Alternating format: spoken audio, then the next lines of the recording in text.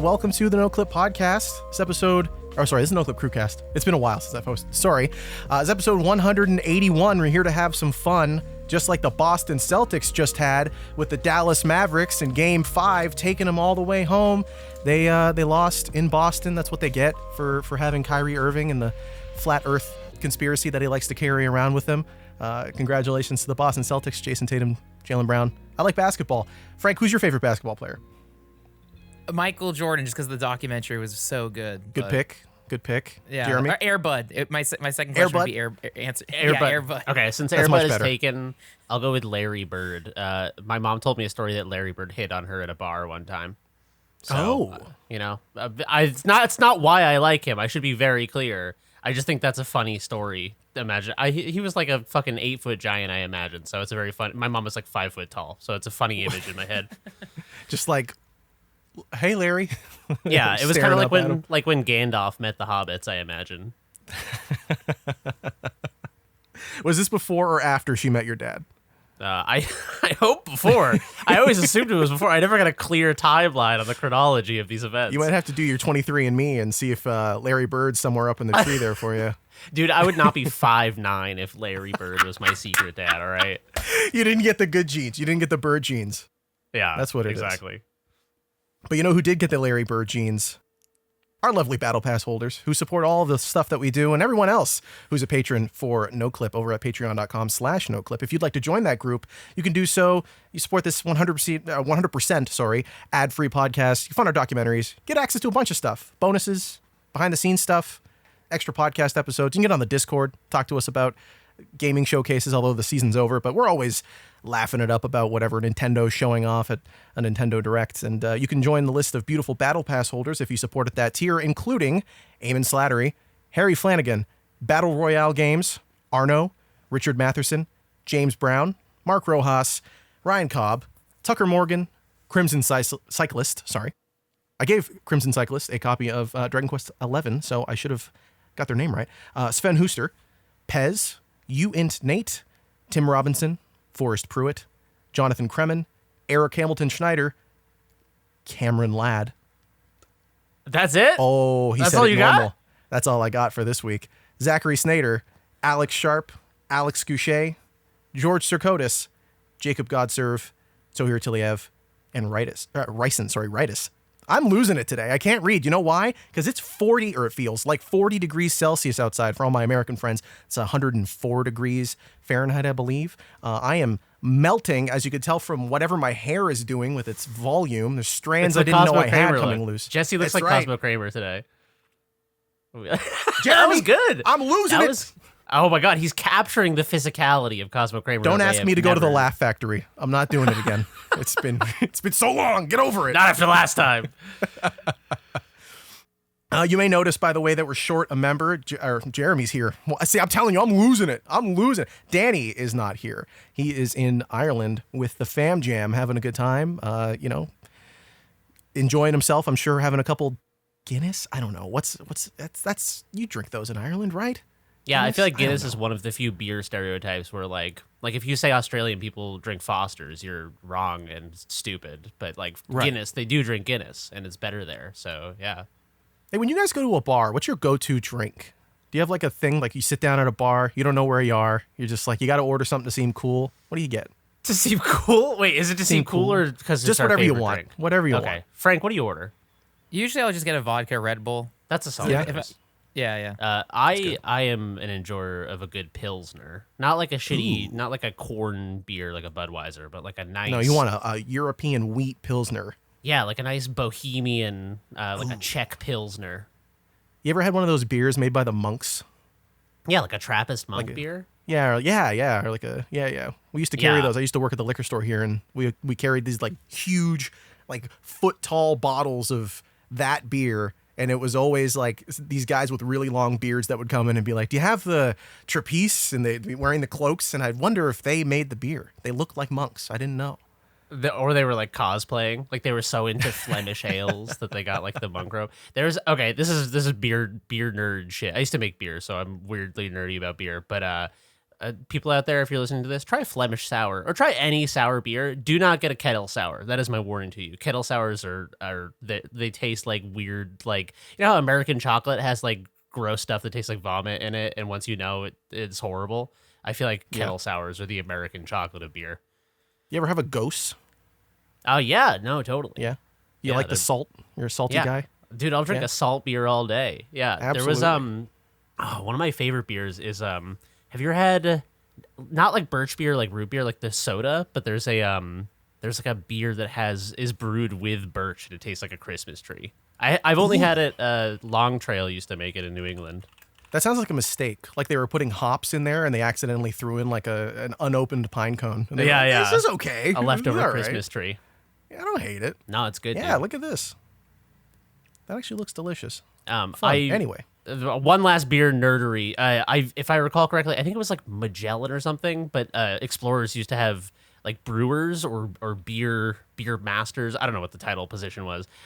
Who would bring birch beer on board these ships because it had high content of vitamin C to prevent scurvy. Because I guess vitamin C was a hard thing to get. Right. Like they didn't have like access to tons of lemons, so they'd have like spruce beer, birch beer, and shit.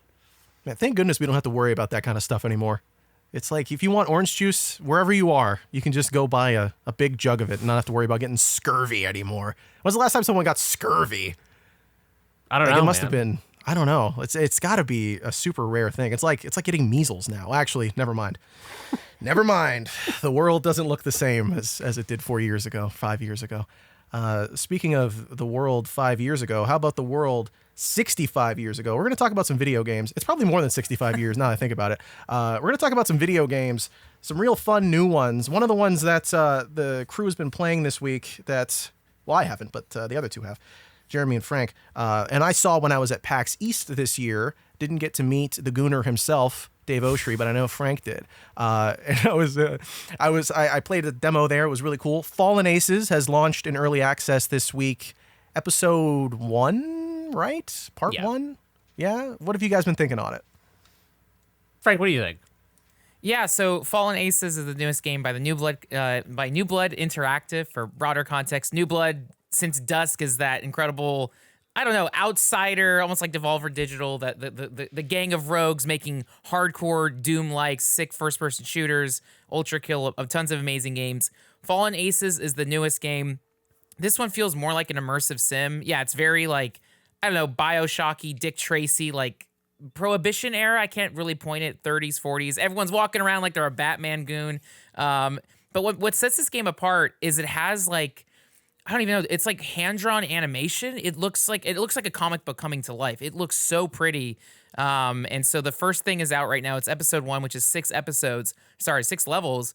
But as I was starting to play it, I was blown away because the game has full-on like long animation cutscenes and voice acting and like wall-to-wall orchestral music. It's like the production value of this is so much higher than what I expected because it's being on sale for like $9, and I think I've only spent maybe 2 hours playing it. That second level is really long, and there's a lot of times where I would die and like restart and go in a completely different direction. But I'm curious, like Jeremy, how much have you played? What have you thought of it so far? Yeah, I've played all of this release except for I've been saving the last level as like the little morsel. I didn't want to finish it. I didn't want to like be done with it so fast.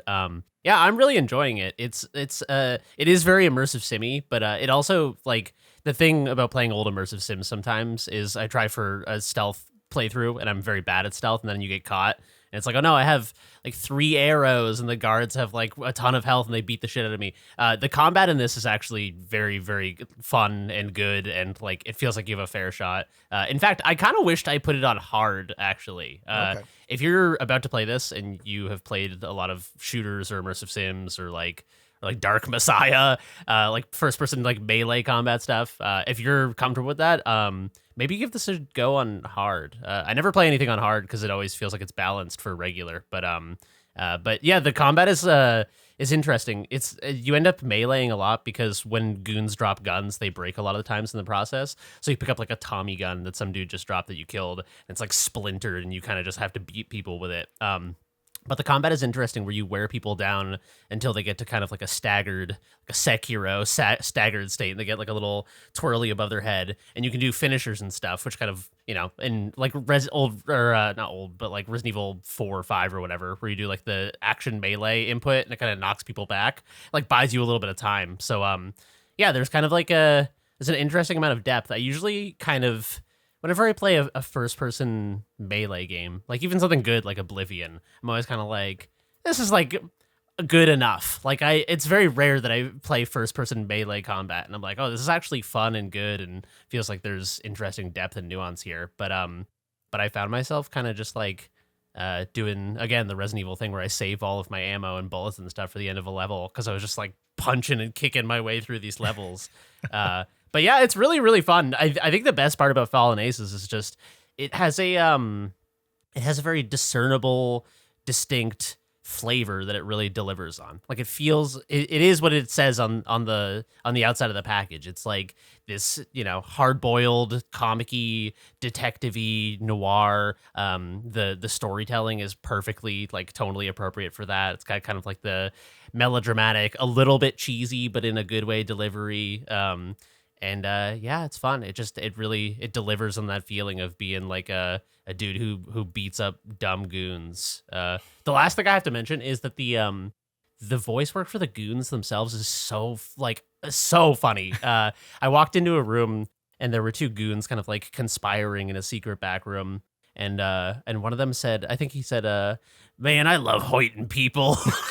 I was like, this is like fucking insane to like imagine two dudes in a room playing pool. Was like, man, don't you just like love hurting people? And they're like, yeah, it rules. Our job is cool.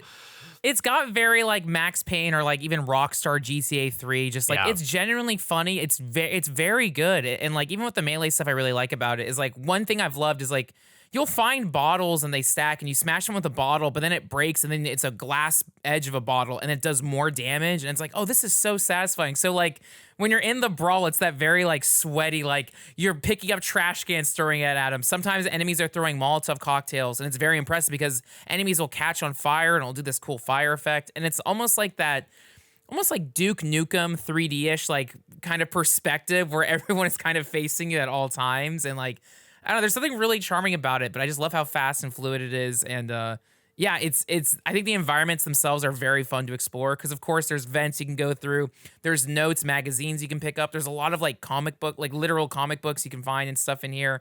And so yeah, I kind of burned through the first few levels fast, but I'm like, yeah, I kind of want to go through it again or poke more of it. I was playing it on easy because I just didn't know what to expect. And I don't know, maybe I didn't want to use much brain power. And then, yeah, I kind of found it a little bit easy, but there is fall damage. So I ended up dying and getting hurt quite a lot that way. One feature, I don't know if this is every level, but in level 2 was the one I spent the most time with. You have like a companion. And so if you press like the X button or something, you can have your companion snipe people. So it turned into this incredible, like, I don't even, almost like Hitman-esque level where it's like I was trying to knock out stealth people, but if you see people far away, you can have your companion sniper shot kill people. And it doesn't work all the time, but it was like, this is such a cool idea. So there's so many, I don't know, there's so many little tricks in this game that's really impressive. And so yeah, I still need to play more of the first episode. More stuff is coming down the line. I think they said they're going to increase the price as more content gets in.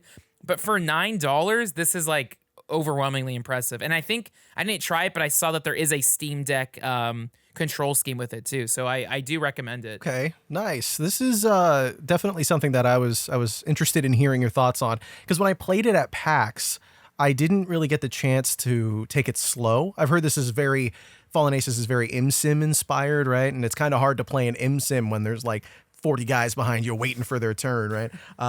So I was going through it a little quicker and playing it more like an action shooter. Apart from, and I feel like this is just what ImSim, the genre, has sort of devolved into. Apart from being able to like get like stack boxes and jump into a window that you're not supposed to, I feel like the rule is it's an ImSim if you can enter a building not through the front door, is what it's turned into. But are there like moments where you guys, while playing Fallen Aces, whether it was the first or second level, felt like, oh, this is sort of imsimmy, maybe like an alternate way of solving a problem or anything like that pops to mind? Yeah, there. I'm trying to remember which level. I guess it doesn't matter which number of levels it is. One of the levels I found myself doing the objectives a little bit out of order. In part because I kind of got lost, but I feel like there were a few times where I kind of got lost and was like looking around. I feel like that's not a bad thing in an immersive sim. Yeah. Like I feel like it's the game design risk that you take when you're building these levels that are big and a little bit systemic and like a little bit, like less like a Call of Duty 1, like run down the trench and shoot the guys and then run further down the trench. This isn't like a on rails super linear experience. And so I feel like wandering around and maybe missing a key or missing a button, it's fine. Like it's part of the experience. And in so doing, I ended up going through the roof of this building that I had no reason to be in yet and finding a button that I would need to press later anyway. So then when I got to the point where I had needed to press the button, I was like, oh, that's cool. That just happened because I was just like, I wanted to beat up more goons. And I was like, I wonder if there's any goons in here for me to beat up. That's awesome. One thing the game lets you do is kind of the dishonor thing. And this was in the very first level. You're basically supposed to get across this like small like city block, and I quickly found like, oh, I can just hop on buildings and then like jump like there's a very thin almost like telephone line with a bunch of pigeons on it, and I was like, can I walk on this? And you can, but you can also pick up the pigeons or like pick up rats.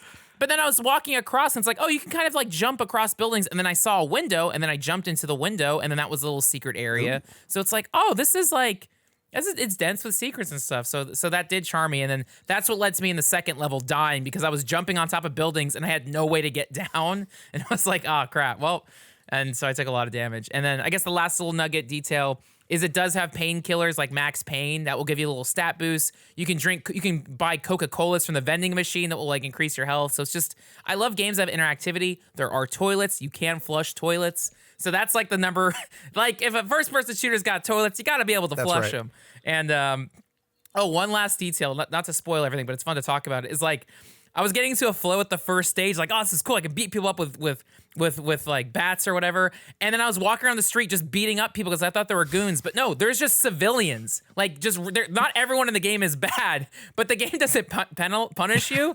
But I was just beating up civilians. It's like, oh, wait a minute. Oh, they're non-hostile. And then last detail, you can do a stealth kill or like knock someone out, but they'll wake up. So to actually kill them is you stomp them. And so you do this like very brutal, like Duke Nukem-esque kick and crush them. So I don't know. Again, lots of details for a $9 game. So I was very stoked on it. Yeah, the kick that you finish people with, I would describe it as aggressively putting out a cigarette, except you're putting out someone's life. Like it's just this big, and there's something about it that's like, Frank mentioned the billboarded sprites that like the like 2-dimensional sprites that look towards the camera so you get the right perspective.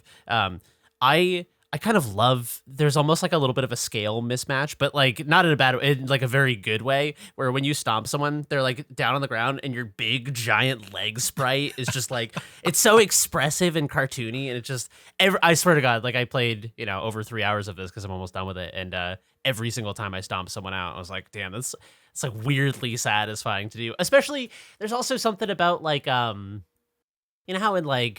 in sci-fi, the enemies are always like bugs because it's like no one feels bad killing bugs, or like World War II games, you're like, I gotta kill these Nazis because they're Nazis. I feel like goons are a very good different flavor of that, where it's like you're walking around and they're like, I love hating people, and you're like, this guy has it coming so fucking hard. So like there is a level of like brutality about some of the game that surprised me. Like I blew up some guys and their bodies were like, I threw like a gas canister, a compressed gas canister into like a window and then shot it and blew some dude up. And he was just like in pieces all over the floor, like fucking Gears of War, just like little gobs of meat. And like his head was on the floor looking at me. I was like, this is fucking great. I don't know. There's something about like when I see like 2D billboarded sprites, even though that has a history in these very like hyper violent shooters back in the day, I'm kind of like, oh, this is like a cute little sprite game that it's like, this dude's like body explodes. So there's something about it that feels very like pulpy and comic-y and over the top, and yeah, it's also just like an incredibly fun game. I highly recommend it.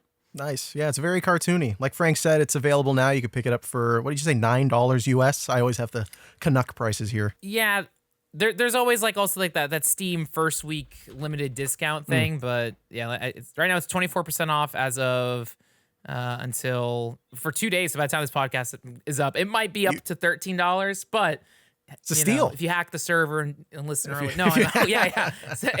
But yeah, $12.99 for six incredible big levels, and then more coming down the way. But again, New Blood, you want to support them. They're always making cool stuff. I didn't really know that this was in development because I didn't go to PAX East, but like I know Jester reported on it and covered a lot of stuff. But this was really sick, so I'm always interested in what New Blood makes. And yeah, there's definitely a lot of love and care, and specifically, I think the two developers credited Trey Powell, Jason Bond.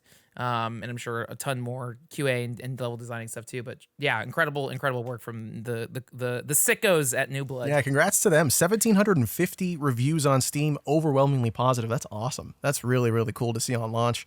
And yeah, congrats to everyone there at New Blood and to Trey and Jason.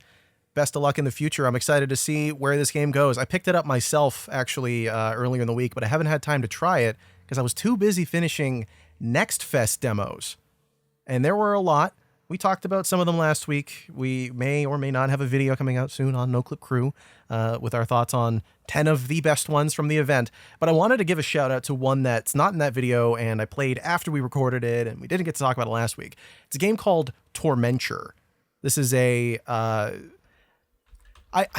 just want to do a brief cover on it because I don't want to spoil it, but it's very cool. So this is like from the store page, from everything that you need to know about it. It is an Atari 2600 style game that is pitched as like a horror game.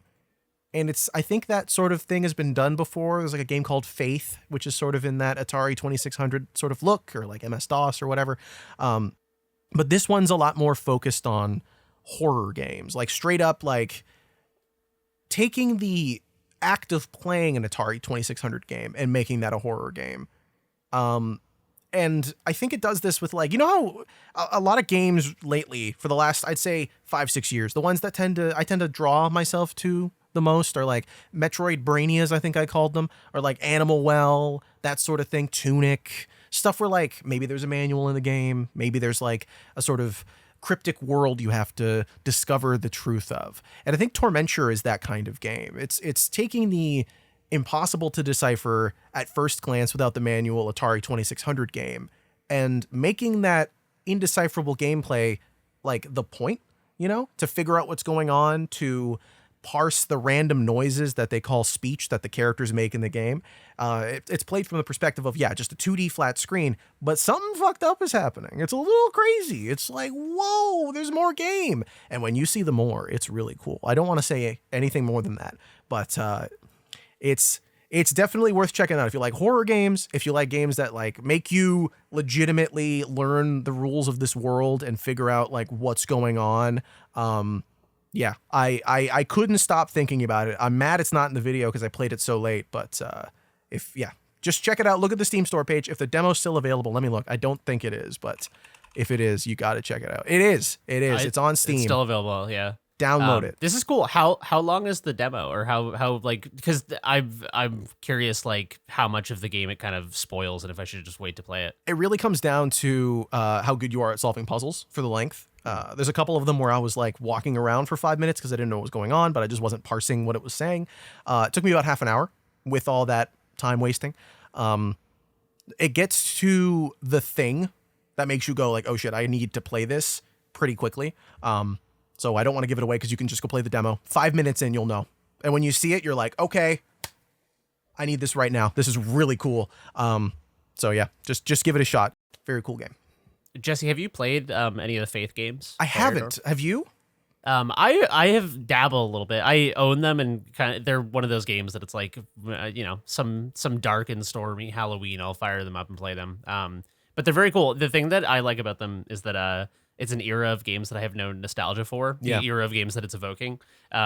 So for me, it's kind of an insight into when I see a game that looks like Super Nintendo or Nintendo 64 or PS1 or like early 2000s PC games, I'm like, that's like, this is when games looked perfect. And I know that part of that is just my nostalgia or whatever, but it's kind of fun because I have no nostalgia for that look. I'm like, oh man, this game looks fucking old. And then it's nice to be like pulled into an experience like that and forget and kind of immerse myself enough to be like, oh yeah, it's like the black and white movie thing. I feel like if you haven't seen a lot of good black and white movies, you're like, is this, when you're like 18, you're like, is this movie too like old? Like, is this gonna be like shitty and boring and like, and then you see your first really good black and white movie and you're like, oh, this is just a movie. Like, it doesn't matter what it looks like. It's just like the experience you have and the feelings you have and stuff are what matter. And it kind of, the aesthetics of it fade away at some point once you get into it.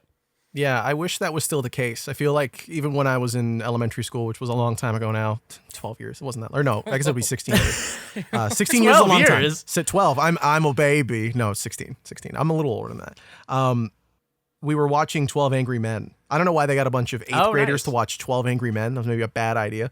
I mean, it was a great movie. I loved it. That made me like, that opened my eyes to film. I was like, whoa, you can do more than just the Transformers movie by Michael Bay. I didn't know, I thought that was the limit.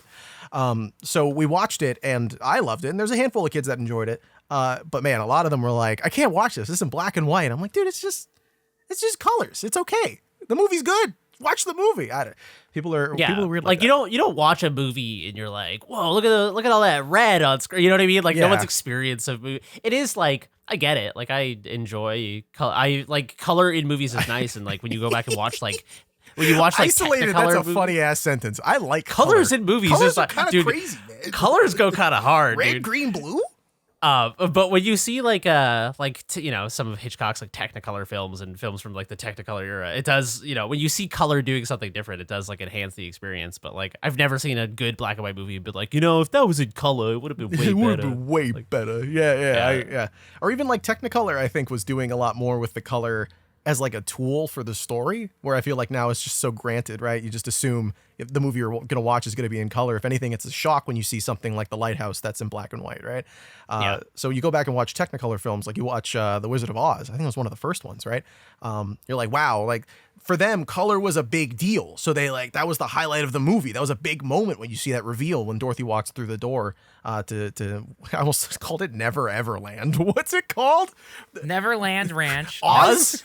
Like Neverland. Yeah, I guess it's just Oz. He's the wizard of the place. Neverland Ranch. Yeah. No. Dorothy, she walks into that prison from that HBO show Oz. Oh no. Yeah, she is the Wizard of Oz.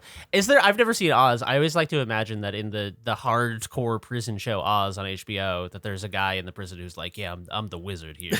Is there? I've never seen a guy who's. I think you're right.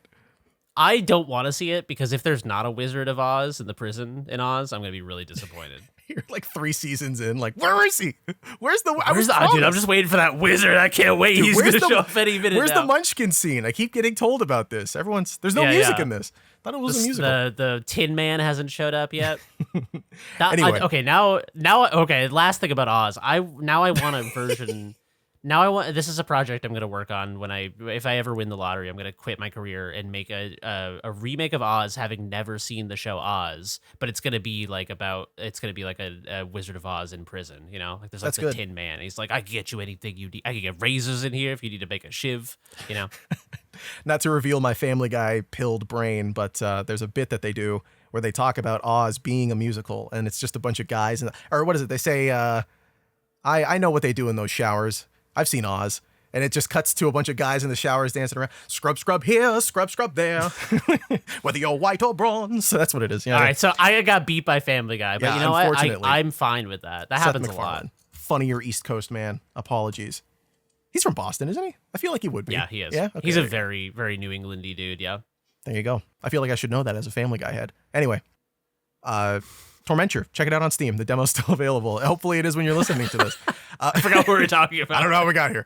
And Faith, also check that out. Another New Blood interactive published game. So very cool. Shout outs to everyone there. They publish cool stuff. Also, shout outs to Dave Oshry for what he did at SGF. I believe it was SGF, right? With the they rented out that digital billboard and put up a sign like commemorating all those studios that were closed pretty close to the start of SGF. So they do good things with their money. Shout outs to the team there. They're awesome. And listen to our episode of Dear Dwyer with Dave Oshry. It's a good one. Anyway, video games. Speaking of older stuff, this isn't really a transition. I'm working my butt off here to figure out how to do this one. Dragon Quest XI. Oh yeah. I wanted to talk about, dude. So I No, I go was gonna ahead, say Frank. What's hyper up? relevant because they just announced Dragon Quest 3 2 HD remake, Dragon Quest 1 and 2 bundle. So as people are anticipating the upcoming release, what better game to dive into than the backlog than Dragon Quest 11? There we go. What a host. What am I doing this for? So, Dragon Quest XI-S. It's funny. I didn't play it because of the announcement. I was prepared to play it in advance. On Monday, I was like, you know what? I'm in the mood for something heartfelt. I'm in the mood for something long because I just played all these demos for like 15 minutes and went, oh, that's okay, and closed it. So I just wanted to play something consistently for like 100 hours. And I've always heard good things about this one. I've always heard good things about the franchise. So Dragon Quest XI-S Definitive Edition, Echoes of the Elusive Age, starring whoever from DMC. I don't know. It's a long ass title.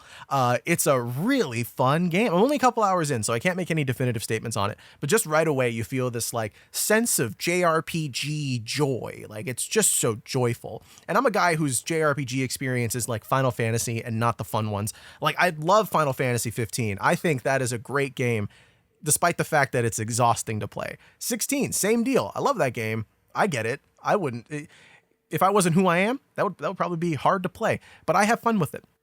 So most of my JRPG experience is like more grim kind of games, more like serious kind of games. So going back and playing Dragon Quest and being enveloped in this genre, or this part of the genre that I'd never seen before, like in action, has been very nice. This is like so wholesome. All of the enemies are disgusting. I love it. It's so nice to fight a freak. Like, every JRPG I play is like, fight a dude with a gun or fight a dude with a sword. This is like, fight a thing called lips. Just Google Dragon Quest lips. You're going to see a funny ass picture. Man, everything you fight. Cruelcumber, I think is his name. It's just a cucumber with a spear. Like, all the enemies are cute. I love the story. And it's got those Akira Toriyama character designs that are just so lovely. May he rest in peace.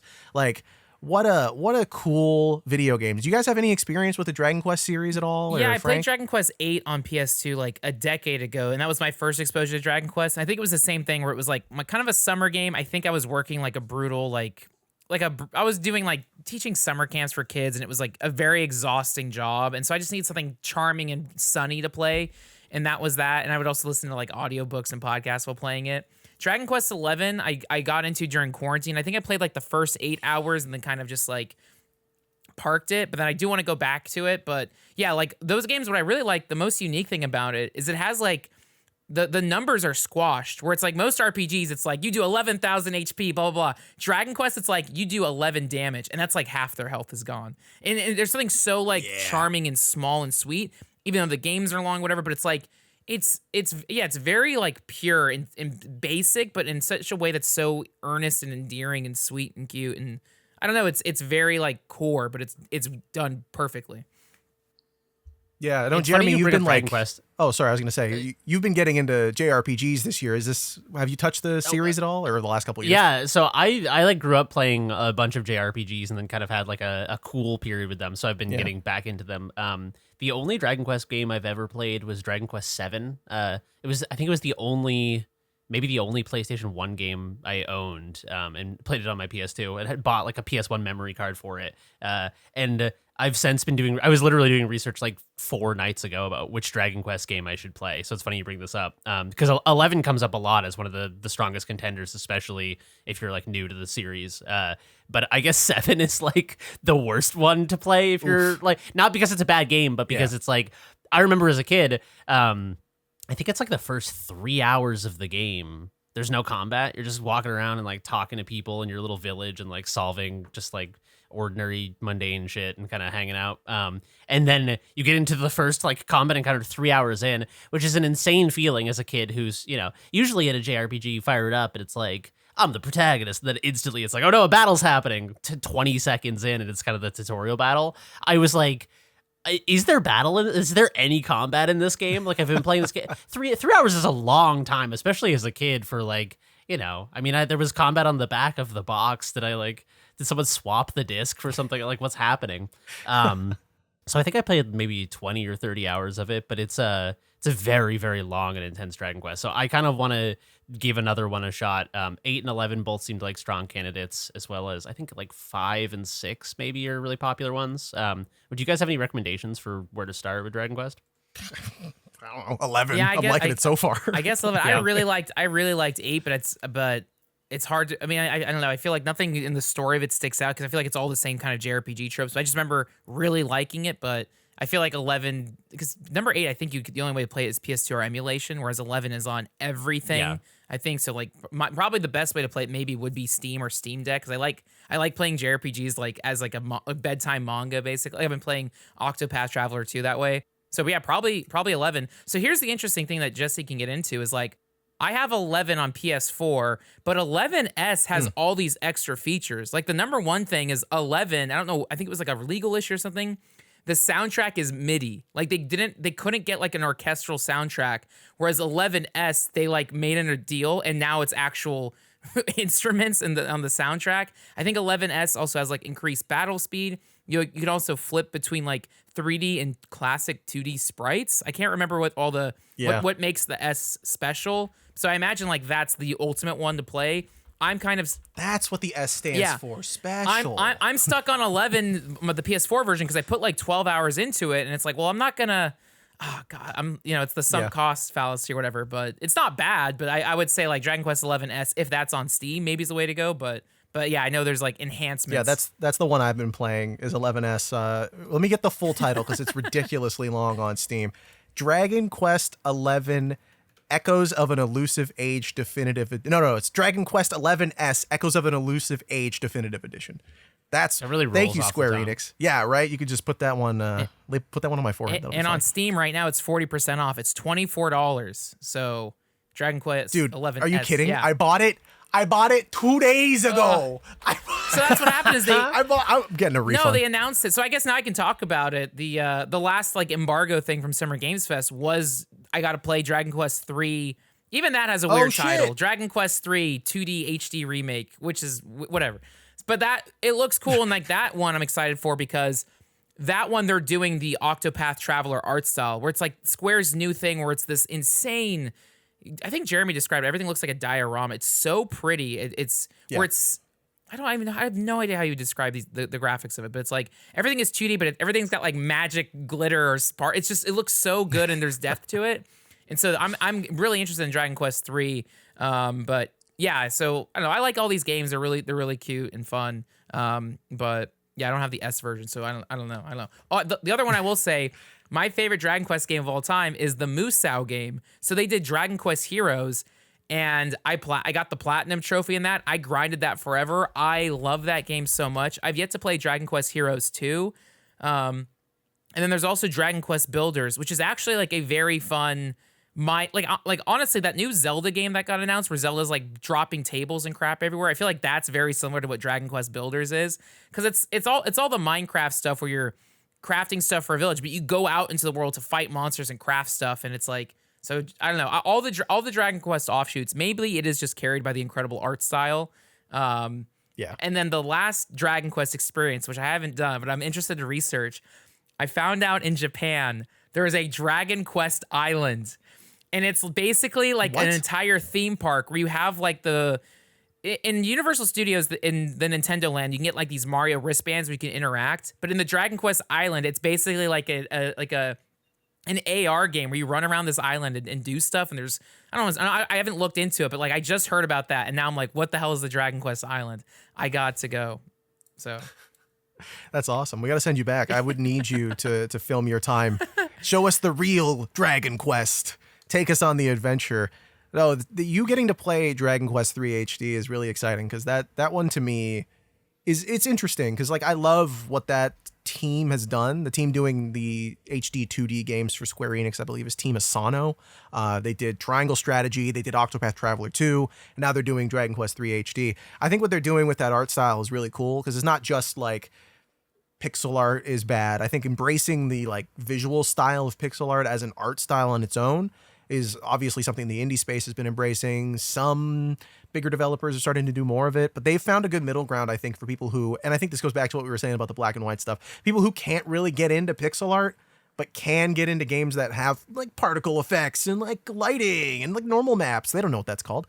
Like they like seeing this art style sort of evolve and look a little bit more modern. So I guess that part of it appeals to me. So I'm excited to play that one for sure. What did you think of it when you checked it out at SGF? Was it like, did you get to see a big window of it, or was it just a little combat? I think it was basically like the start of the game. They actually had the demo like set up to where you could like you would load something that was like maybe I don't know, an hour into the game, so you were kind of past the opening wall of text and story stuff. So village stuff, open worlds, combat, and then a dungeon, and just the whole flow of it was like really really good and easy. And yeah, again the combat too was interesting, where it was not Octopath Traveler, which is like the traditional like Final Fantasy, like your team is on the right, the bad guys are on the left. Instead, it was more you're looking across from the field, but it's still 2D sprites on a 3D plane. Almost, I guess, kind of like how Pokemon kind of looks. But yeah, everything clicked and looked and worked well. And I can't even remember the specific characters, but you have your part. Oh yeah, oh my god, there was a very strong like muscle babe with a sword. So yeah, so 10 out of 10. We're here. So that's all we need, baby. Yeah. No, it looks great. It looks great. So yeah, Dragon Quest 3 2 HD. I don't know. There's too many subtitles in games. It's a lot, but yeah, that looks so. Square Enix is so bad for that. I have an aside here. I was just looking up Dragon Quest 3, the box art for the Famicom version, the old version, and I totally forgot about this. But one of my favorite bits that I've ever learned about the Dragon Quest games is that they were released in the West as Dragon Warrior. So if you look up the box art for Dragon Quest 3, it's this like unbelievable, Toriyama and his golden age. These characters are like unbelievably colorful and well rendered. And then you look up Dragon Warrior 3, and it's just like the most generic fantasy box, like a fantasy novel that you would buy for 10 cents out of a box on the sidewalk. That's brutal. I mean, which has its own charm, sure. But like to swap out Akira Toriyama, I mean, I imagine it's had something to do with they were like, oh, this is like too cutesy for the West or something, because it has like an anime aesthetic or whatever, and it's got like a little Goku dude on it. But yeah, I just can't imagine being like a business person being like, oh, we got to get this beautiful piece of art off this box. We got to find something shittier. The kids aren't going to love this enough. I wonder how much of it has to do with, I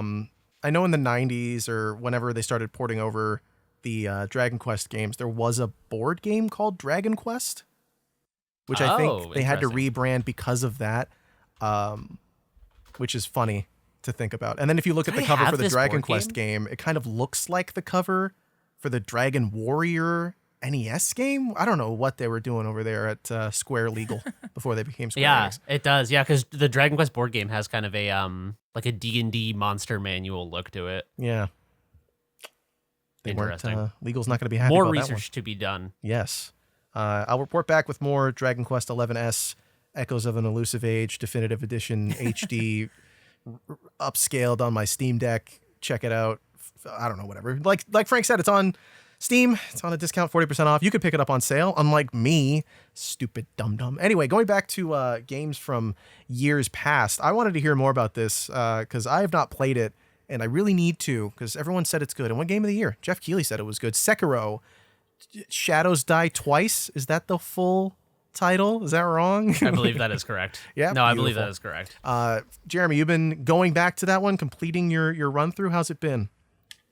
Yeah, so I played Sekiro exactly 3 years ago. I checked the date on my Steam achievements. I played the rest of Sekiro exactly 3 years ago. And I got to the final boss. And, at the end of a Souls game, especially Sekiro, which is fucking brutal, you're kind of just like, man, I'm so tired. And like, I got my last little gust of energy. I'm going to bust it on this last boss. I just didn't have it in me for Sekiro. I just like... The last boss in Sekiro is, I won't spoil anything about it other than that it's multiple phases. That's not a spoiler. It's a fucking Souls final boss. What? How dare you?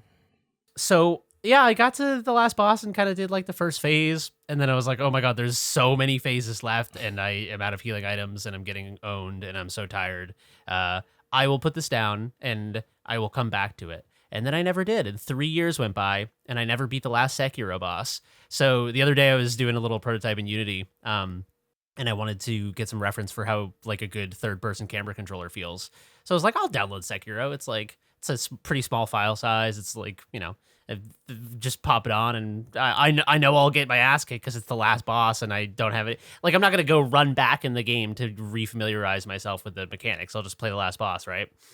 So I started playing it, and I forgot everything. I like forgot how to Bakiri counter, or I just forgot it was like I had never played Sekiro. And And so I started kind of relearning the game on the final boss. And then I got really fixated on this idea that it would be like an interesting experience. It felt like a roguelike, basically, a one boss Souls roguelike, where I was starting from zero, playing Sekiro, learning the entire game on the final boss, and then ascending to beat the final boss. So over the last 2 or 3 days, I put in probably like 7 or 8 hours on this one boss. Wow.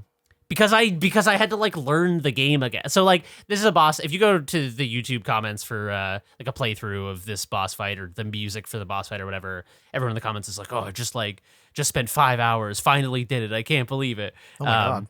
And so like if you're starting from zero, I have heard many people say this is like a 3 to 5 hour affair, even if you just came off the rest of Sekiro. But if you have not played Sekiro in 3 years, it may take you 7 or 8 hours. And so I just kind of like crawled my way brutally towards the finish line. And I thought I was going to have to talk about this without having finished it. I finished it last night. Yeah, well done. So, thank you. He's a pro gamer. Finally, my gamer card will be sent again from the DMV in the mail, and I can be a real gamer again. But yeah, it just like, I don't know. I love Sekiro so much. It's a very strong contender for my favorite Souls game. Damn. And I think the combat system in Sekiro is just, I think it's probably the best combat system in any game I've ever played. There's so many things going on. Jesse, have either of you played Sekiro? I did, and I beat it, but I remember that last boss, I think, took me maybe 6 hours, and it was like miserable. Yeah. Okay, cool. Okay. I didn't know you had played Jesus. it. How does it? I'm curious how it stacks up for you. For which other Souls games do you really like, and how's this? I feel like you know what, Demon Souls I think is my favorite, but I played Demon Souls after Dark Souls, but I love Demon Souls because of the level select feature. For whatever reason, it's like every level is its own special journey, whereas Dark Souls is kind of one giant blurry mess. I love it, but it's like Demon Souls, and then we did that documentary on it. But I think the PS5 remake looked so good. So Demon Souls is my favorite. Dark Souls 1 is special. Like that was such a huge moment. Yeah. I really like Sekiro because of like up until the last few bosses really pissed me off. Jumping on the castles, the verticality of it basically starting as a Tenshu game or something like that, where it's like there is a lot of ninja stealth stuff. It's very, I don't know, all the badass ninja stuff. So I think Sekiro is probably my third favorite of all the Souls games. I guess Where's Elden Ring go? I think below Sekiro. I think I liked Elden Ring, but I think it was just like, I think by the time I played Elden Ring, I'm like, I like it, but I just wasn't into like playing something because it was super hard or what. It was just all right. I feel like I'd spent years grinding all the other Souls games. I was like, all right, I think I'm gonna go retire. Not really, but like the upcoming. Fair. It feels a bit like a swan song. So really, I get that feeling. It really for sure. is huge, and like the DLC's coming out soon, and I'm sure I'll check it out. But I'm kind of like, I'm okay if I don't get it. Oh no, fuck, Bloodborne. Bloodborne is probably Demon Souls number 1, Bloodborne number 2. Sorry, I forgot how good Bloodborne is. Oh my God. Okay, back. Anyway, sorry, Jeremy, about the Sekiro. What's your I was curious. I don't know. It's so hard. My favorites are probably, I think Dark Souls 1 might be my favorite, but a lot of that has to do with the experience that I had with it. I was like, had recently moved to California and was kind of like hopping between different houses and had like job insecurity and was working 2 internships at different film companies. And I would just come home from these stressful days where I didn't know what the fuck my life was going to be. And I would sit down and just play Dark Souls. And there was bash your head against the wall like you didn't just do that like for 12 hours. Yeah, it's weird because you would think like, don't you want like a comfort game? Like, don't you want to come home and play like Bubble Bobble or something? And I would just come home and play Dark Souls, and I would just like, it would just, all of my worries would just be sucked away because now they would be transposed onto worrying about this boss I was stuck on. Dark Souls is very high. I love Demon Souls as well. Demon Souls is so good. Bloodborne is an obvious contender. I think Sekiro, after beating this boss the last couple days, I think Sekiro's got to be in the top 3. It's just like there's something about the combat. So the like 2-sentence rundown on the reason the combat is interesting is that not only are you doing damage to enemies, but there's also a stagger bar. And so as you try to like break their guard, essentially, you're increasing that guard by like hitting them, but also if you have perfect blocks and parries on their attacks, it increases their bar, and the how much the bar increases is dependent on how much health has been drained from them. So there's kind of this like weird parallel health system where you're doing damage to them, but also if you're like constantly delivering hits and constantly getting perfect blocks, and like if you it is a game that makes you learn its systems, and then the final boss is like, have you been paying attention? Here's the final test on everything you've learned.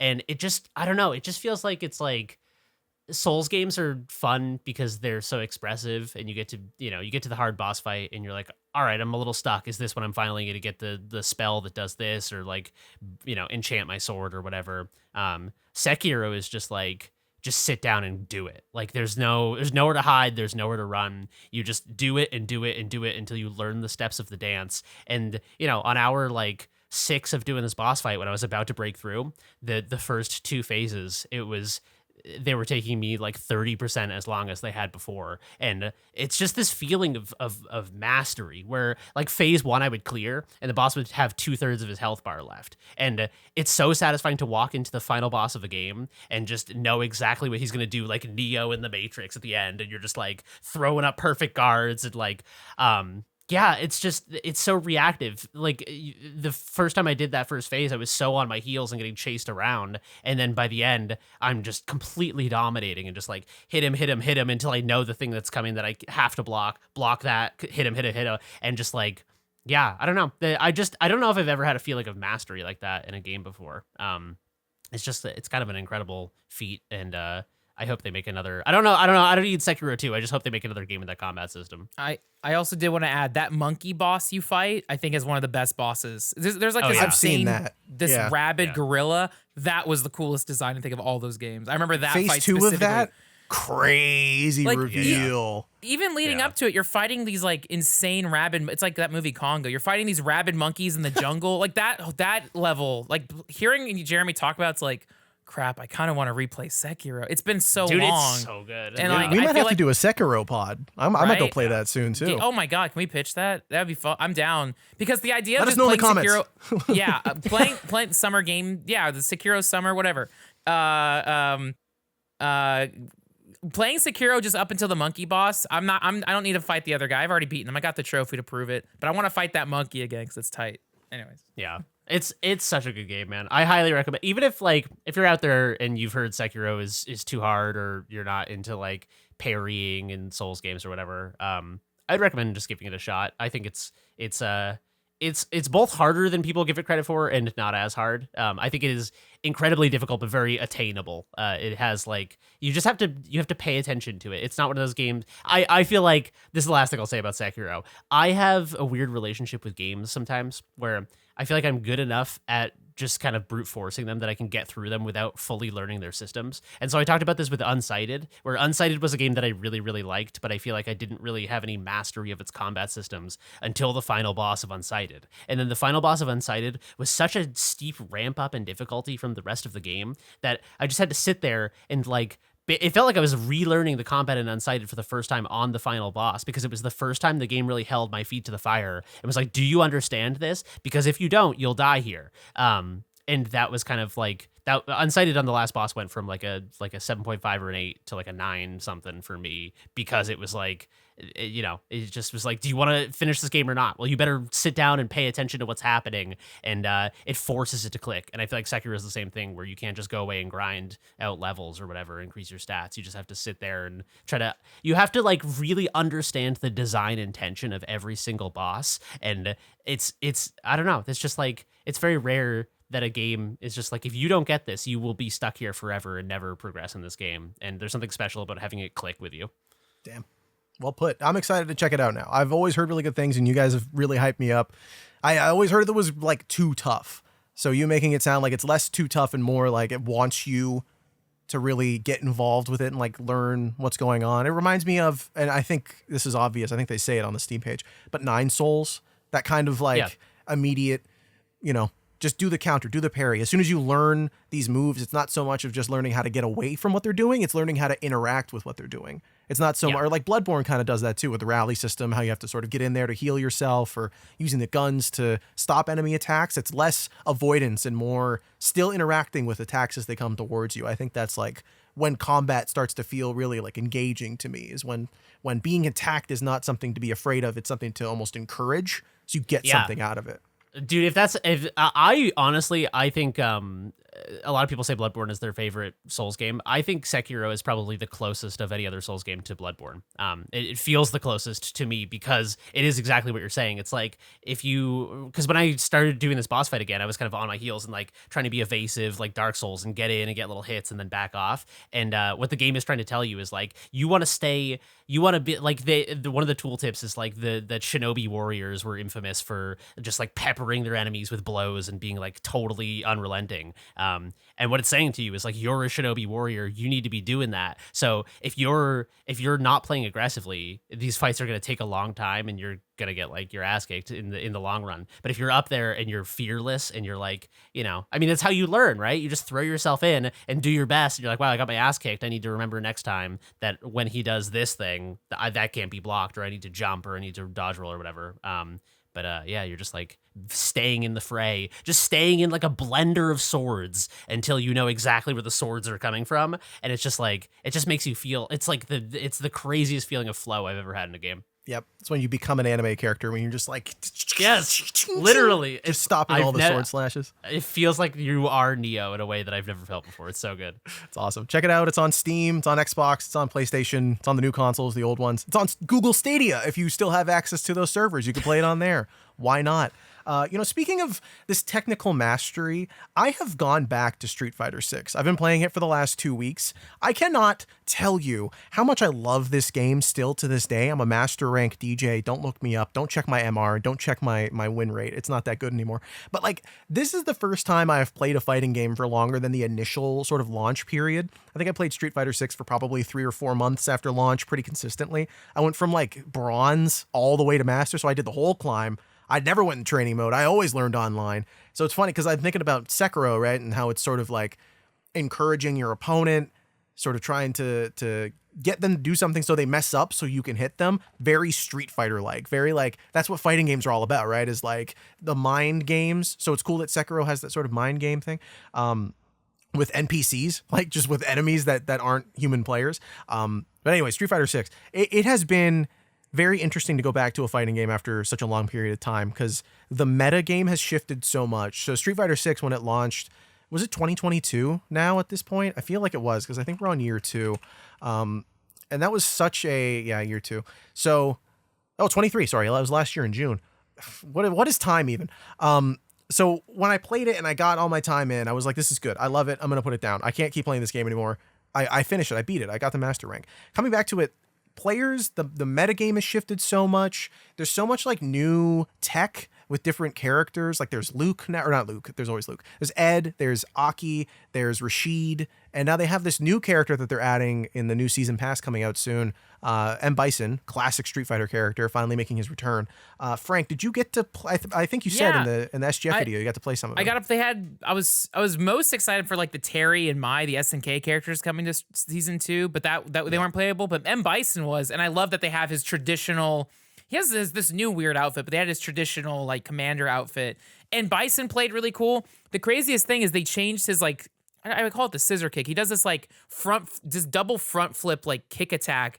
I feel like it used to always be a charge back forward attack. Now it's just like a traditional like Hadouken input, like the down to right kick thing. So I feel like that shifts it a little bit, but he's got all his normal things where he jumps up in the air. I don't know the moves for Bison, but he's got the Psycho Crusher, all that crap. But Bison played really fun. And that was the first time I played Street Fighter 6 in like maybe 6 months. So I was like, that's kind of what got me like, oh crap, I kind of want to play this again. Bison played great, but I haven't even touched the season 1 characters. And like, I think I am intimidated to jump into the online pool. Cause like, I know Guile's my main, but all the new characters, talking about the mind games and learning the boss, I don't know the new characters. I remember there was one character I had to fight. He's some like posh guy with like a cane and all of his attacks are JP. like, It pissed me off so much I never wanted to play the game again. I hate. And then I saw like who was like the top Street Fighter guy, the Evo 37, Daigo. Yeah, Daigo. Daigo, I think yeah. he was playing as JP or streaming it, and I was like, what the fuck? This is a different game to me. I don't know who the JP pissed me off so much. I never wanted to play Street Fighter again. But I gotta get over that hurdle. So that's why I like when Bison gets added. It's like Guile versus Bison. That's the ending of Street Fighter the movie. I know that matchup. When are they adding the GCVD skin to Street Fighter 6? Can't be that far away, right? Mortal Kombat got GCVD instead, but no, Street Fighter 6 I want to dive into. It's also like Evo's coming. Evo's around the corner, so I'm sure like maybe people get more into it then, or maybe all the top players. Oh God, then people are feasting on it. Oh my God, I don't know, but I do think the matchmaking systems for these games are pretty good. Like, yeah, I think I was only ever silver, but that means I'm not playing people too hard. But like Jeremy was saying too, it's like once there's like this like tech mastery. Once it clicks, then you kind of like soar until you get knocked down again. So yeah. I don't know. There's like layers to Street Fighter in that way, like in any fighting game really, but there's like learning the technical aspects of it, your own character, right? That's layer 1. Layer 2 is like learning all the other characters. And then layer 3, you're not even playing the video game anymore. It's all mind games. Like you stop. Yeah. And this is the craziest thing for me. Like what you're saying with the new characters, it's hard to sort of readjust yourself because you have to go back to layer 2. Like you can't just play mind games anymore. Yeah. I don't know what all their buttons are. Like I'm seeing Aki, this sort of snake character who like, she's not really a snake, she's just a woman, but she like a lot of her moves are very snaky. And she like throws out these poison spears and like throws poison on the ground and poisons you and throws bubbles. And I'm like, what the hell is going on? She doesn't play like anyone else. She's not a Shoto. I don't know, like what are her buttons? It's so weird. So it's weird going back to layer 2 and having to relearn all these characters before I can go back to the fun part of it for me, which is the mind games. But I'm still having a blast. And I think the reason that we came back to it, or the reason that I came back to it anyway, is because so many of my buddies who I started learning Street Fighter 6 with started picking it back up. I have this one friend, Bernard. He's like, he's I don't know what's in his blood, but he's so good at the game. He's so good at fighting games in general. He's like done tournaments playing against like pro players for money and has won. He's legit. So watching him play and like seeing the way that he plays gets us all really riled up. So we have this one friend who's never played it before who just played and he ranked rookie. I got another buddy in the UK, like you're saying with the matchmaking, the internet stuff, the rollback netcode's really good. It's just, there's a social aspect to fighting games. And I saw this when I was at PAX as well. Like, it's not just the hype of watching someone barely win a match when it's like they both got a pixel of health and you don't know who's going to win. It's whatever interaction happens randomly when people are scrambling and hitting buttons. But it's also like there's so much camaraderie and friendship and like the shit talking's really fun. Like, I don't know, fighting games are the closest to me that video games have to a legitimate sport. Like esports or, whatever, Overwatch, sure. It's cool. It's fun to watch. But like Street Fighter is like when you're watching basketball and you're watching, Luka Doncic hit a 3 from the logo and the whole game flips and you're like, what's going on? They go on a 20-point run. You're like, this is what it's all about, baby. You start hugging some guy you've never met before and jumping around in the stands. You're like, dude, me and Steve, we go way back now. Remember game 5? That was crazy. Like and Street Fighter does that, man. When we were at PAX, my buddy who does locals for Street Fighter, just for fun, he was there was a booth that I think Asus or ROG, I guess they're the same company, was running, and he just like was like, hey, this seems fun. This guy had like a 65 win streak. I'm like, get in line, you'll beat him, don't worry. I saw all the stuff he was doing wrong. I'm like, just get in line. So he sat down, beat the guy, got an 8-win and like that was like the highlight of my trip. I was in Boston at PAX East. I got to see all these new video games, and the best part of it for me was watching my buddy just smoke people at Street Fighter 6, man. I love fighting games. So good. I need to get into fighting games, dude. Yeah. I've said this before on the podcast like years ago, but all my friends who played fighting games growing up were really, really good at them. So I never got it. It would be like playing street ball if like Michael Jordan was your neighbor, like you would just never play because you'd be like, listen, Michael, like it's not fair. Like you got to go easy on me. And then it's not fun to have him go easy on you. Yeah. So it's like, yeah, I just need someone to be like my fighting game sensei. Dude, that's what we need. We need a Jeremy Jane fat session on Street Fighter 6. Just hop in. Well, you got to hang out for like 8 hours and train me up. Buddy, I will happily watch you play Street Fighter 6 for 8 hours. No question. I'm adding that to the list of fat sessions. Fuck yeah. That was the whole point of this segment, was to pitch that video. Awesome. I win, baby. Anyway, fighting games, they're fun. Check it out on Steam or whatever device you want to play it on. Runs great on Steam Deck too if you want to play it portably. You want to play some Street Fighter on the train? Go nuts. Pick up that season pass. I can't wait to play as M. Bison. I haven't played any other character other than DJ. I know how everyone works. I know how to beat Luke. I know how to beat whoever the hell. But man, as soon as I pick him up, I'm like, what the hell? I don't have fun dancing moves because DJ's like, he's like, oh, baby, and like punching people and throwing fireballs and stuff. Man, I could talk about Street Fighter 6 forever, but I will stop myself. I have 365 hours? What? I gotta stop. It came out a year ago, so that means you've played an average of an hour a day for an entire that feels year. about right. That's why I'm so cracked. Not true. Don't find me. Don't check my MR. Don't check my MR. Anyway, I'm checking it right now. those are all the games, I believe, unless anyone else has anything they're excited to talk about. No, that's good. it for me, dude. We're all gamed out. Well, then it's time to answer some emails, some questions. We got a couple of those, Frank. Yes, I believe. Yeah, it looks like we have at please. least one. We always encourage people to send in questions. You can email us at podcast@noclip.video, or if you're in the Discord, we have a podcast chat. Spam all the questions you'd like. We'd love to talk about them. End of Media in our Discord asked, what games do you share a birthday with? Bonus points if you also share a birth year as well. I've just found out I share a birthday with Final Fantasy VIII, February 11th, 1999. Oh, cool. Good for you. That's a good Final Fantasy to have on your list. I looked mine up before we recorded this because I was very curious. I was like, there has to be something cool, right? On my birthday, the exact year? No. Although I do share birthdays with, who's the Tiger Blood guy? Winning. Charlie Sheen. Me and my homie, we go way back. I got that Tiger Blood. But the game that launched on my birthday in 2020, Ultra Kill, which is maybe the most me video game to launch on my birthday. So that was really cool. Another New Blood game. What's going on? Welcome to the New Blood podcast, by the way. We keep repping them. I looked this up yesterday as well.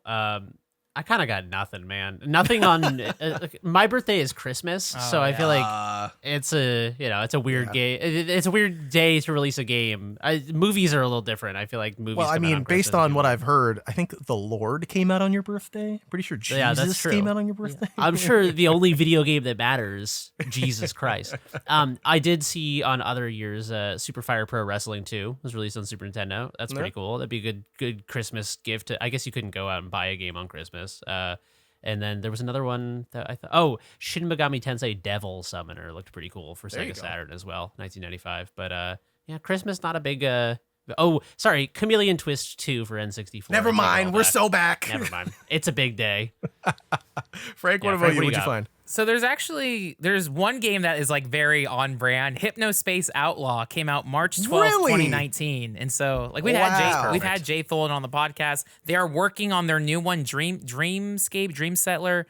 Hypnospace Outlaw, like one of my all-time, like definitely like one of my all-time favorite indie games. Like it's so good, so great. And then randomly, James Bond 007 Agent Under Fire, which was like an early GameCube game, that was a great blockbuster rental. So that's a solid game. And then that's Clock Tower 2. I haven't played, but I'm sure I would dig. That came out March 12th, 1998. Although they are working on a Clock Tower like remaster, like a special edition that's coming out soon. Cool. That I'm very excited for because I've never played the Clock Tower games. Oh yeah, Clock Tower is interesting. I've only played a little bit of the first one, which is it's such a weird like genre of game that it's like a sort of like side scroller survival horror, but it's like a run and hide game. It's kind of like a predecessor of a lot of games now in horror that are like run and hide in the locker and look through the little slats. It's like that, but in 2D. It's really cool. Also, it's funny you mentioned the blockbuster rental James Bond games because Nightfire came up in a recent interview I did. I can't say literally anything about the doc that it's for, but mark my words. That's what I'll say. You will. It's not about Nightfire, I promise, but you'll hear Nightfire mentioned in an upcoming documentary that I'm very excited about. Can't wait to see that.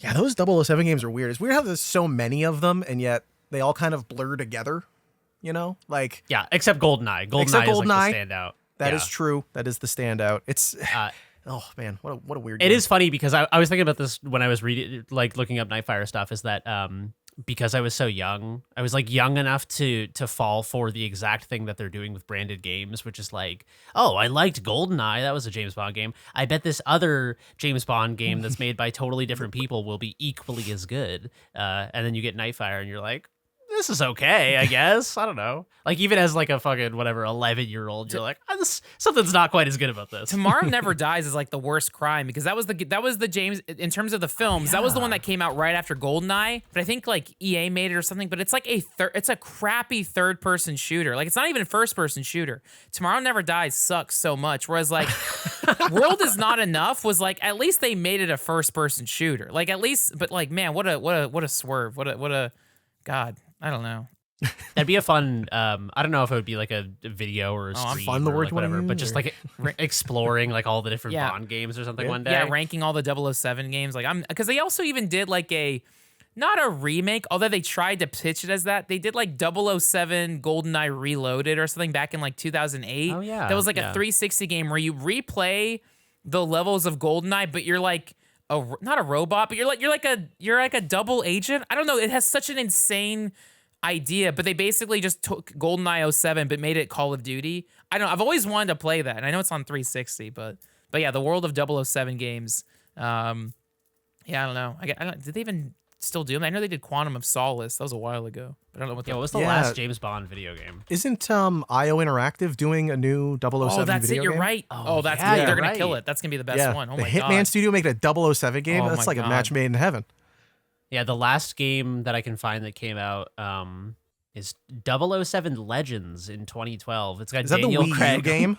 on the cover. It is a Wii U. Jeez. Sorry, originally released for PS3 and 360 with sorry. Windows and Wii U versions later that year. So you played the offshoot version. I played the upgrade actually because I got to use the tablet on the Wii U. You got to Have play some a big respect. fucking tab on your iPad. Yeah, man. My Um, iPad game. Was it good?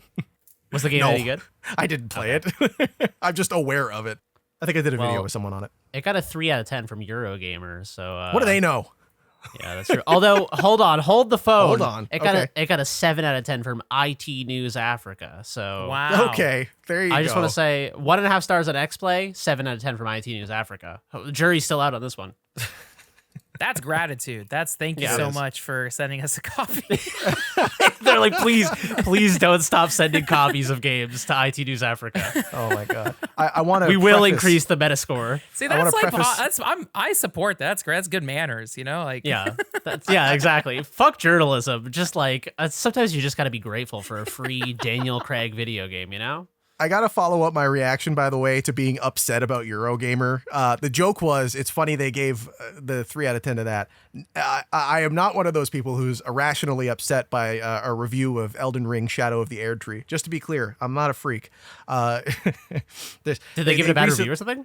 They gave it like a 3 out of 5. It's not the end of the world. Is it? I mean, not it's a in line? DLC. I generally don't. But also, who what I gives a generally- shit? It's just a review. What I don't understand about review scores is like that's that person's subjective opinion. Yes. Like you're Yeah. gonna play it too. Get like I want please everyone review Stardom. Everyone review I just want people to Please. check out the thing. You don't have to like it. I don't get Yeah. like I don't get it. I like different opinions of it. I really don't understand why people get mad over negative reviews or positive reviews or whatever. It's like great, more discourse is awesome. It's been something that's so outside my world of even caring about that like when it leaks into something close, I'm like, this is crazy. This is why do people care? I don't know. Yeah, it's weird. It's like I remember when Starfield was about to come out and people, kind of like tepid reviews were leaking, and you saw kind of like two polls of it. One side was like, "See, it's actually a fucking bad game," and the other side was like, "Well, no, that reviewer is like stupid and wrong, and actually it's going to be the best game ever." And it's like, yeah, I mean, I don't know. I feel like movie reviews and game reviews do very different things. Where movie reviews were always, to me at least, like like the Roger Eberts and Tybers and like people who were really good movie reviewers. It was always about you knew their tastes, and then you would see like, oh, Roger Ebert liked it or disliked it. I didn't think he would like it because it's not a Roger Ebert kind of movie, but that doesn't mean it's objectively bad. Whereas I feel like game reviews, people treat them a lot more like, oh, the reviewer got this wrong. This isn't a 7 game. It's like they may think it's a 7 game, but it's actually an 8 or a 9. And it's weird because it's like, don't you want media criticism to be more about like people's actual experiences and not someone just being like I sometimes I read old gaming magazines, and it's funny to read through the rubric on the reviews, and it's like, well, the graphics are a 7.0, Yeah. but the gameplay is like a 9.0, and they have to average them all, and it's like, this isn't how you like review media. It's just like, I feel like the score you give it is kind of just like this weird murky esoteric, like you Yeah. just feel like it's like It's a all 9 vibes. at the end. Yeah, exactly. The thing you're describing, from what I remember reading, is like, it's almost like a teacher grading a thing, and it's like, dude, I don't know, it's just art. Spelling was like 5 out of 10. Yeah, right. Yeah. The color of the marker that you used, 7 out of 10. It's a nice color. Like it's so strange. This is so irrelevant, but I have to tell this story because it sticks with me to this day. When I was in elementary school in like 1st or 2nd grade, we would like trade quizzes and grade each other's quizzes like the students would. Yeah. And on a spelling quiz, there was something that had a $sign, and I put one line through the $sign, and this kid who graded my spelling test gave me a point off because he's like, yeah, actually a $sign has 2 lines through it. And I was What like, a this dork. fucking asshole. That's the kind of guy who gets mad about a 6 out of 10 for a video game they don't care about. He's probably out there. He was probably on the Starfield forum screaming day one. But I was like, come on, dude. Like, it's like we're not in this together. Like, you can't just like fucking, even if that was Where's a big the deal. solidarity? Dude, come on. Where's the camaraderie between students? Genuinely. That was my favorite thing in elementary school. When they passed the tests around, the teacher would say, this is the answer. I'd just be like, all right, well, that's what this person wrote then. Like, I don't care. Who gives a shit? Oh, no. Oh, I helped them pass grade 5. Like, God forbid, Miss Hurley. Yeah, well, he was like gunning for the hall monitor position or something, you know? Right. What a dork. He was like Randall from Recess. Randall Weems, or is that what his name was? I don't know. I That think sounds so. right. Yeah, I watched Recess. I was a Recess fan. Let's not look it up. It feels right in my heart. I honestly believe. Don't get mad. The point of this story is don't get mad at reviewers. It's a review score. Grow up. Get over it. Anyway, I had a question I wanted to ask. This is not an email anyone sent. I was just curious about your guys' thoughts on this because we were talking a couple weeks ago about Half-Life Alyx and how it's like impossible, and this kind of goes with the reviewer thing we were just talking about. It's impossible to play that if you don't have a VR headset and a decent enough computer to render the game to the headset. So it's kind of expensive to get into. It's a very specific thing with a specific hardware setup. Like it's almost impossible for the average person to play it. But I was thinking about this while watching a Northern Lion stream as well. Do you think someone can review a game that they've only watched a Let's Play of? No. It's just flat out, eh? You can give your opinion on it, but you also have to say, like, I didn't play it. I watched the stream of it, and it's like, okay, yeah, like... Okay, but not review, but could they give it Game of the Year? Could they... Ooh. Right? I don't know, man. Right? Well, you can say it's like this Dadaism experiment. Anyone can say anything. You don't have to like give a shit about that opinion. Like, cool, that's your Game of the Year. Awesome. It's like, and I'm not gonna attack or drill. Be like, did you actually play? It's like I don't know. But it's like kind of what like Jeremy said about critics. I like Roger Ebert because he's so like forward about his own metrics and values and rubrics and everything about it. So it's like if someone goes around giving opinions on games but they don't actually play the game, then it's like I'm not gonna give a shit about that person's opinion unless it's like. My mom is like, Last of Us looks nice. And I'm like, all right, Mom, that's your Game of the Year. I love you. You know, I can't get mad at you. I don't know. So, but everyone has their own rubric, whatever. But that's my opinion on it. No, that's totally fair. I was just curious. It also kind of depends on like the genre of game. Because like when Immortality came out, I streamed it to my partner and we played it together. But that's like a game where, you know, saying if you're sitting on the couch and you're like, oh, click on that one, you might as well be playing the game. You know what I mean? Like it's like, I don't know. Whereas something like if you watch someone play Sekiro and you're like, it's like my game of the year. It's like, I love watching people play Souls games, but it's a very different experience than playing them. It's more kind of like fun and entertaining. Whereas it would be like your Game of the Year was this person's Let's Play of that game. Yeah. That might be like your YouTube video of the year or something. But generally it's tough too because it's like I like to watch friends play. When a friend of mine is playing a game they really like, I like to watch that. Or like if Frank is streaming a game that I want to play myself, it's like, oh, I can't watch him play this because even though I would enjoy it, because it's like I want to preserve that for myself. So I guess just like watching people play games it's nice when it's a game that I don't want to play and then I get to experience it through someone else. For sure. Cool. Yeah, I was just thinking about it. I was just like, man, a lot of people aren't ever going to get to play Half-Life Alyx, and they're just going to watch Danny's series on it. But what I always do is, so say if I end up playing Half-Life Alyx in like 2026, then there's a good chance that's like, man, Half-Life Alyx, that was my game of the year. Like that's how I bring it. It really is like, yeah, screw it. Like that was the coolest thing I played this year, you know. So that's usually how I review stuff. It's like, oh, what did I do this year? This is my favorite book I read this year. But I always say like, I acknowledge it didn't come out this year, but I finally got to play it this year. So it's the addendum, the asterisk or whatever.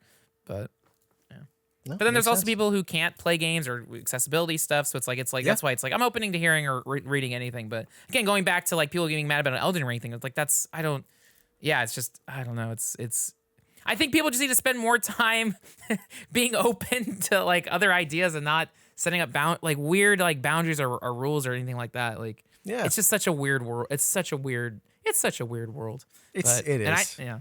You put it well. It's who gives a shit? I think it's just in general, I try to live my life by that rule. Who gives a shit? I'm just thankful that we live in 2024 and I can stream Japanese wrestling any time of the day without having to actually be there. So that's why I have no complaints in life. I'm like, you know what?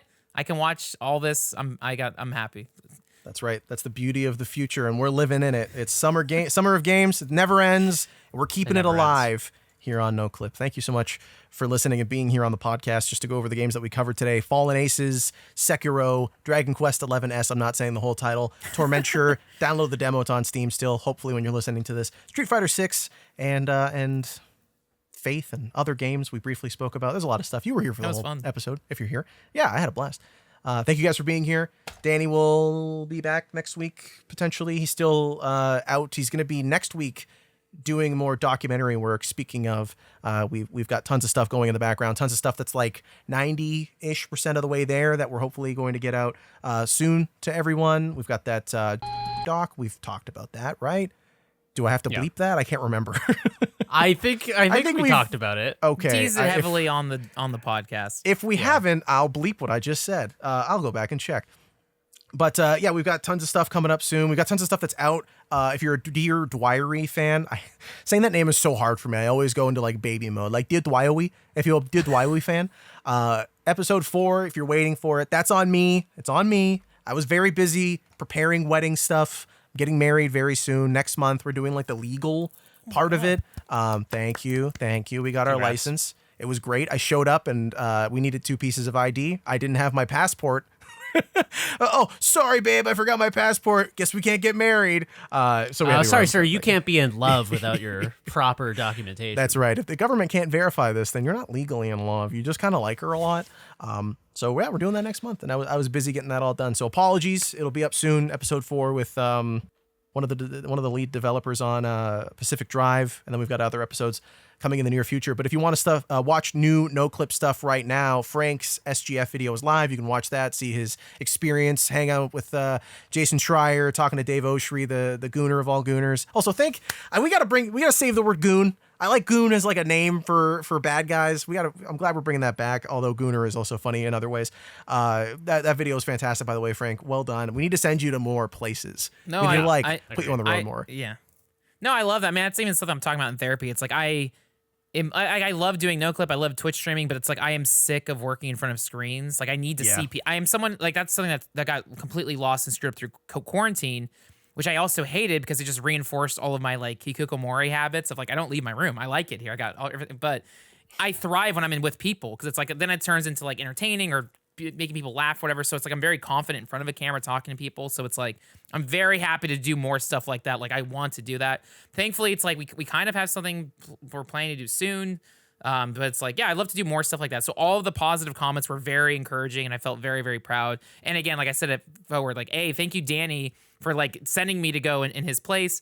Also, the Giant Bomb people for hosting. Like everyone was so sweet and accessible. And also, like, it's not just me. Part of it is all of everyone's hard work here. Jeremy, Jesse, Danny, having the Noclip name. Everyone was like, "Oh my God, no, yeah, come on in." So it was like that. You know, that was it was on the shoulders of giants or whatever. Basically, like it's like, oh my God, like all of our collaborative work was you know kind of allowed us to have that accessibility and coverage and stuff. And so, like Derek, you was like, oh my God, like very very encouraging and sweet. So thank you everyone there. But yeah, I was very happy to do that. So I'd love to, you know, go to more conventions. Jesse also got to go to PAX East and cover all the indie games, stuff like that. So people are stoked to see Noclip out in the wild. And so, yeah, I just want to, you know, meet more people and interview and film weird stuff. It's cool. I feel like I feel like also not only with the crew stuff, but also on the main channel, I feel like we've all been kind of like spinning up our own independent doc projects as well. I feel like the direction that things feel like they're going right now is that everyone will get to kind of like pitch docs like for the main channel and then kind of get to spearhead their own individual docs. So I think it'll be cool. I think we'll get to like explore a lot of different feels than maybe the more traditional Noclip docs and stuff. And yeah, I did it. As I mentioned, I did an interview for one the other night, and it's the first time I've conducted an interview.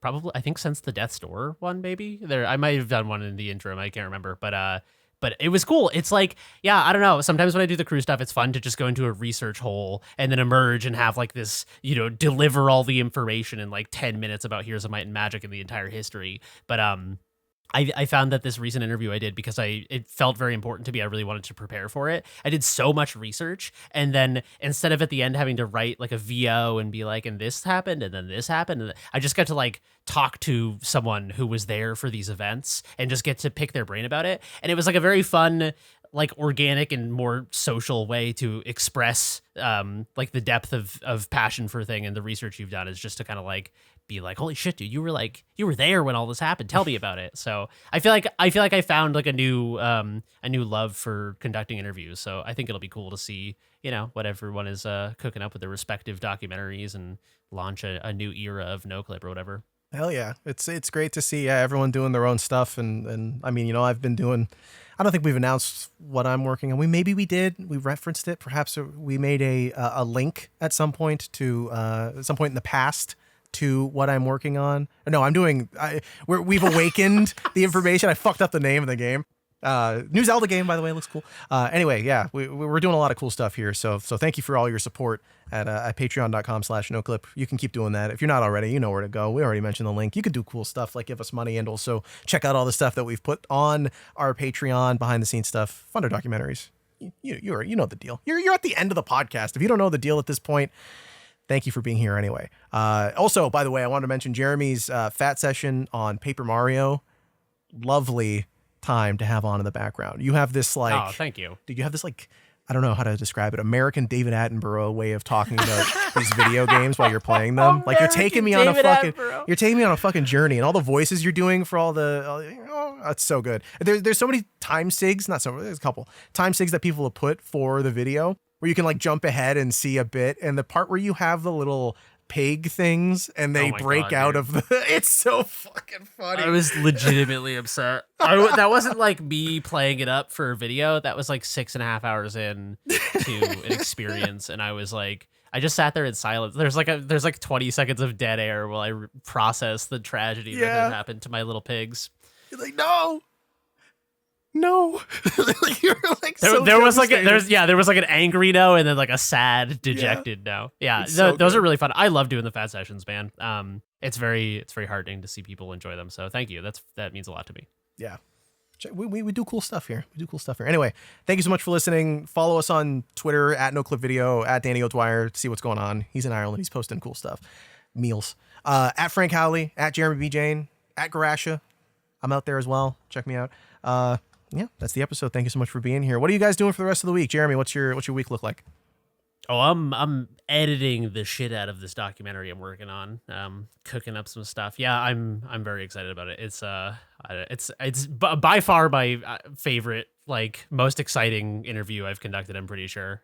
So I'm really excited, and Frank is helping me out with the footage on it and stuff, so it should be good. Hell yeah. Can't wait to see it.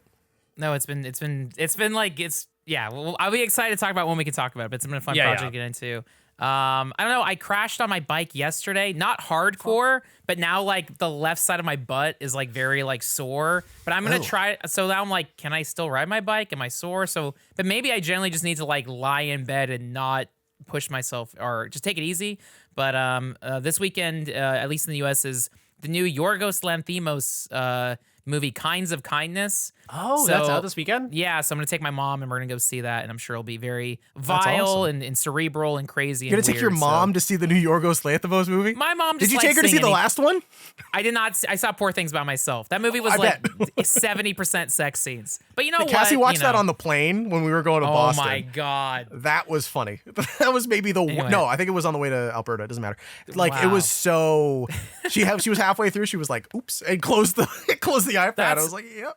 Yeah. No, so I'm excited for that. But yeah, I think the last few weeks were so nonstop. Like I even saw Buckethead. He did play the Guitar Hero song live. He played Jordan. Oh shit. That was cool. So like I had so Where'd much you see nonstop. Buckethead? Was he just like outside with his guitar? He's touring. He's touring. nice. He's Oh, shit. touring, but he played the Wiltern in Los Angeles, which was pretty big. But yeah, I did so much the last few weeks that I'm like, oh, I think I need to take it easy. So honestly, I've been playing a lot of Hades 2 on my Steam Deck in bed. Still great. So so just chilling and reforming before Anime Expo is like in 2 weeks. So that's the real heart of darkness. What's going on? Are we getting a crew vid, or are you just having fun? Oh, I We'll can see. ask. I'll pitch it because there is a All right. Like a Dragon Yakuza party, and there's a Joshi wrestler Hikaru Shida's going to be there. Peach Milky's going to have a booth at Anime Expo, so I can say hi. So if you want to get copies of Yakuza signed, you can meet her. So I don't know. I'm looking forward. It's the summer. It's the games of summer, so I'm in a good mood. Hell yeah. That's awesome, man. Have fun. Regardless. But the ball's in your court, O'Dwyer, if you want to pitch a cool video. Get another bit of Frank Howley on the channel. People are begging for it. I don't know what I'm doing this week. I'm making beer battered fish for the first time tonight. I'm excited to. Yeah, I'm frying up, big boy. Fish and chips. Let's get it. Can't wait. And I don't know what the rest of the week. I'm playing video games. I'm checking out Hotel Dusk 215, Room 215 on the Nintendo DS. That's been my fucking. I'm loving that little thing, man. The Nintendo DS, kind of a goated console. Those Nintendo guys, they know what they're doing. But yeah, I'm gonna play that on the bus or wherever, on the train. I'm gonna learn how to drive. I got a lot of stuff going on. I got a life. I'm gonna get married next month. I'm so busy, dude. Anyway, speaking of busy, I'm gonna go towel my face. I'm sweating so bad. I'm so tired. All right, thank you so much for being here. Goodbye. We'll see you next week. Ah!